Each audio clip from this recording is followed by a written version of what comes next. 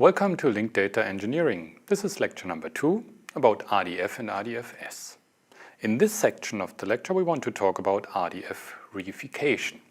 So we are still among the same level in the semantic web layer cake. We are on the layer of the resource description framework and we are talking about further possibilities and refinement of the RDF syntax. So what we want to discuss now is to make statements about statements, simply like this very nice example of Sherlock Holmes who says, "My dear Watson, I suppose that it was the gardener who has killed the butler." So how to represent a fact like that in RDF? RDF luckily provides a way of interleaving statements, so to make statements about statements.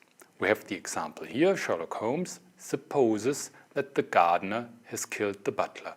So this sentence consists of two parts. So the first part, the last one, is expressed as a simple RDF fact. So we have here the gardener has killed the butler, which you see here, part 1, the gardener has killed the butler. But the second part, Sherlock Holmes supposes this statement, then this is more difficult to express in RDF. So we have here that Sherlock Holmes supposes something, and this something should be part 1. But we cannot simply write part 1 instead of the question marks here. How is this solved in RDF? And it's resolved with a construct which is called RDF statement. What we can do is we can define something to be a statement to consist of subject predicate object or subject property object. And then if we have defined this and given this thing a URI, we can make another statement about this statement. And this then is called reification. So RDF statement is the solution. So this in the end defines a class consisting of subject, predicate and object. So note here, we are usually referring to properties and not to predicates.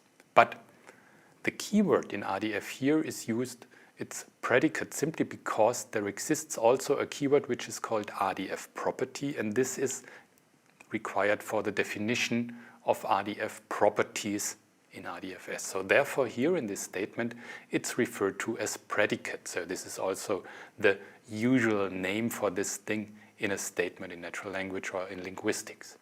So a statement consists of RDF subject, RDF predicate and RDF object. As you see here, the gardener would be our subject, has killed would be our RDF predicate and the butler would be the RDF object. And the entire thing then is the RDF statement. Let's have a look at on how our entire construct then would be expressed in the RDF graph representation. So Sherlock Holmes supposes that the gardener has killed the butler. So first we have Sherlock Holmes. Again, we take this from DBpedia.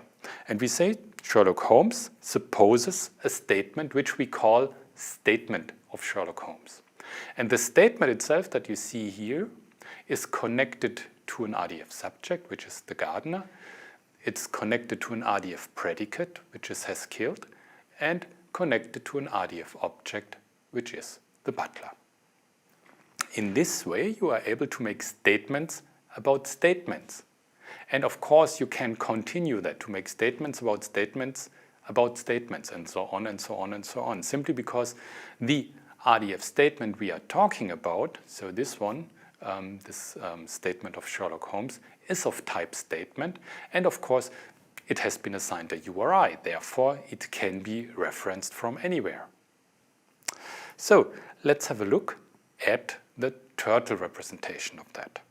It's quite easy, you see here, first we say Sherlock Holmes supposes a statement, and we call this statement, or we give this statement, the URI statement of Sherlock.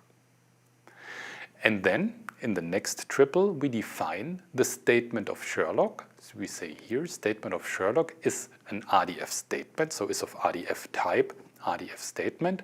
And then we define the RDF subject, which is the gardener. We define the predicate, which is has killed, and we define the butler as the object.